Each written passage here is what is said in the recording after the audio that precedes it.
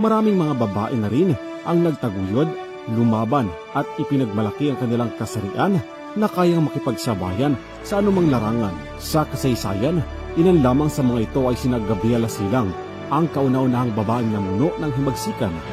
Melchor Aquino na tinawag noong Tandang Sora na nagsilbing ina ng revolusyon, kauna-unahang babaeng naging pangulo ng Republika ng Pilipinas na si dating Pangulong Cory Aquino, at sinundan ni dating Pangulo at ngayon Pampanga 2nd District Representative at House Deputy Speaker Gloria Macapagal Arroyo, na pabilang naman sa 100 most powerful women in the world noong 1997, si dating Senador Miriam Defensor Santiago at marami pang iba.